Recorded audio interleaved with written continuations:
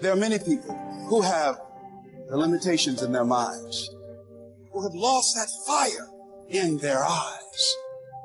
You aren't given any breaks in life. You make them for yourself. We are all being tested in life.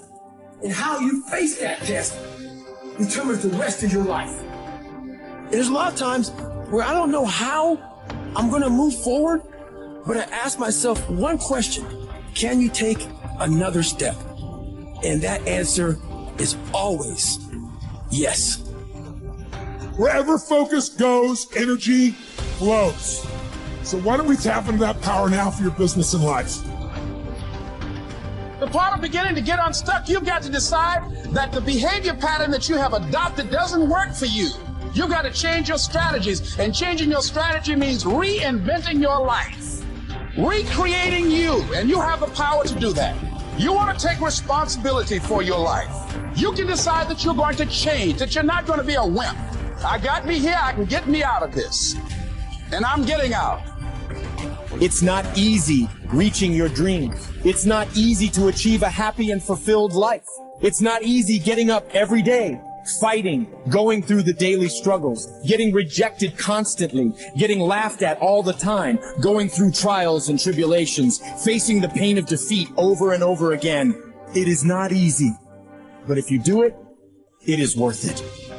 See, when people ask you, say, how you doing? Even if you're having some difficult times, say, I'm blessed and highly favored. Because anytime you wake up and you don't have a white chalk outline around your body, it's a great day.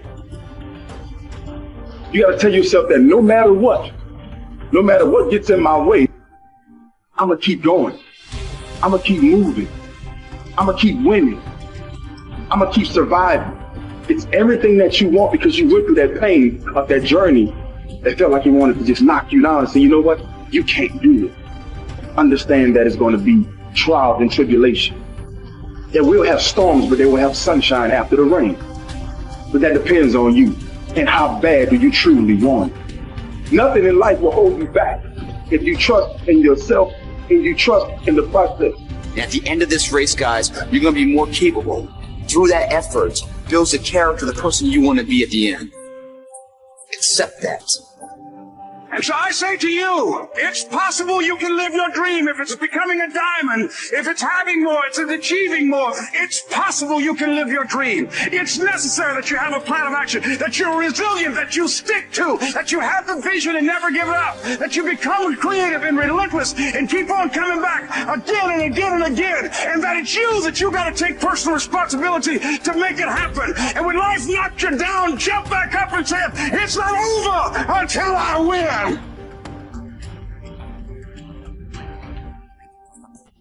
What does success look like? What does it take? Human beings have come with such open sense of possibility. Those who are committed to being successful with whatever they're doing. One important aspect of their life is what gets you across so many lines in our life, so many barriers in our life. This happened in your school, maybe later in your university, later in your work. It happens to people, maybe not everyone, but to a whole lot of people. Their commitment to success is weak. They want to succeed. They will take 3 steps, then something little interesting happens here. They will go away here, they will go away there, they will go away there. Hey, I want to live. Their commitment to success is weak. Either situations around them in some way, situations can impede you from doing what you're doing very easily. Many times it happens to everyone. But when this happens, people weaken their commitment for their success. Maybe physically they'll feel a little weak. They will weaken their commitment to success. Maybe their emotions slosh around a little bit. They will weaken their commitment to success. So our commitment to success should not weaken because there is social drama going on, or physiological drama, or psychological drama. Whatever happens, your commitment to success should not weaken. That is what gets you across so many lines in our life, so many barriers in our life. So what does success look like? What does it take? You know, those who have been very successful, either in music, sport, art, business, spiritual process, doesn't matter what. Those people never know when they ate, when they slept, when they got up to breath. I have not seen some.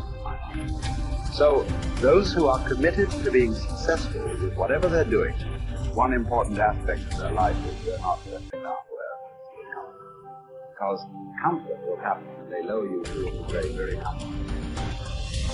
Have you seen how comfortable they are?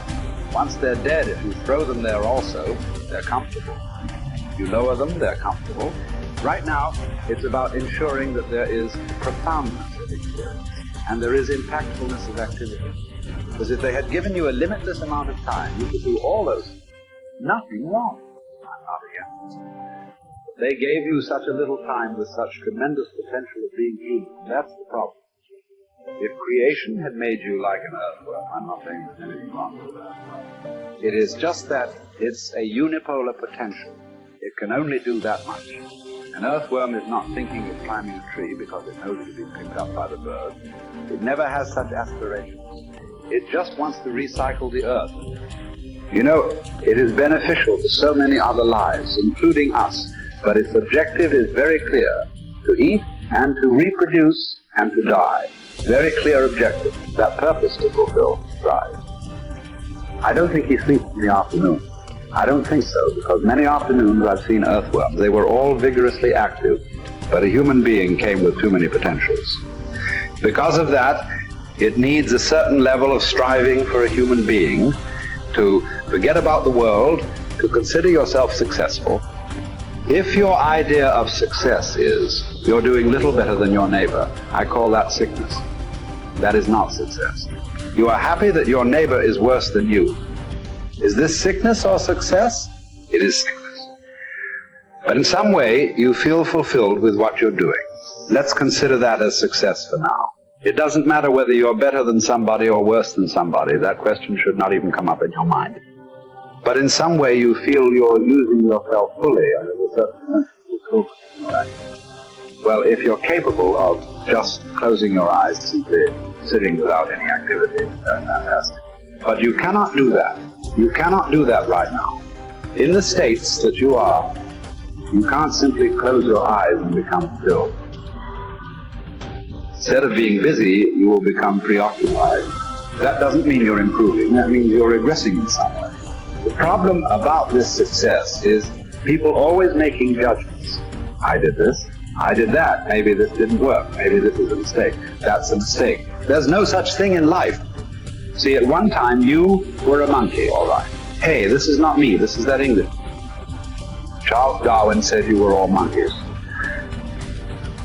At one time you were a monkey just a brief while ago.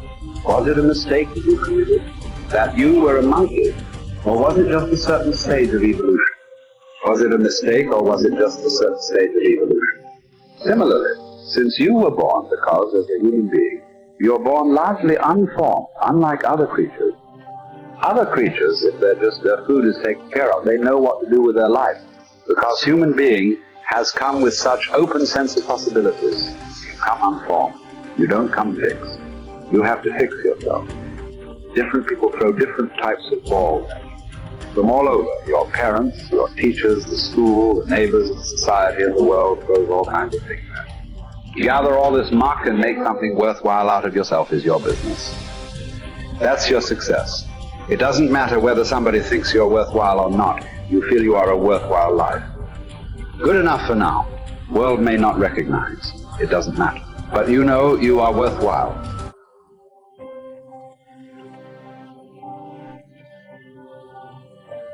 It's hard to say what the soul means metaphysically because, say beyond the confines of a single human being, we do have this sense that the soul can expand itself into something that's greater than it has been. It has this capacity for growth.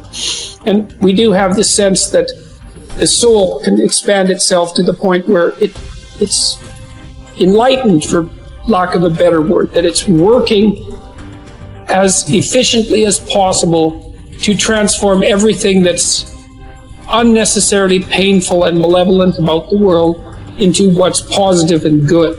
And that it does that as a consequence of confronting the world with courage and truth. And I think that's right.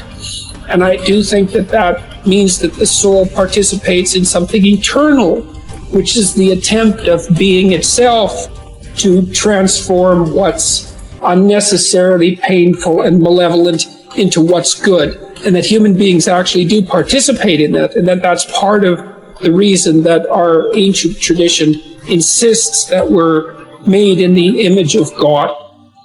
And I think that it's a mistake to underestimate the importance of that, because I don't think that you can live a life of sufficient profundity to protect yourself from being corrupted by suffering and malevolence without adopting a responsibility that's commensurate with that set of ideas. I think that you either orient yourself upward, to the star above the horizon, and try desperately to improve the structure of being, or you work at counter purposes to it and make things worse. I don't think there's a middle ground. In fact, to the degree there is a middle ground, it tilts towards the negative, because people who try to occupy the middle ground generally try to accrue the benefit, let's say, without adopting any of the risk, and that's not acceptable, not helpful. So that's a soul to me.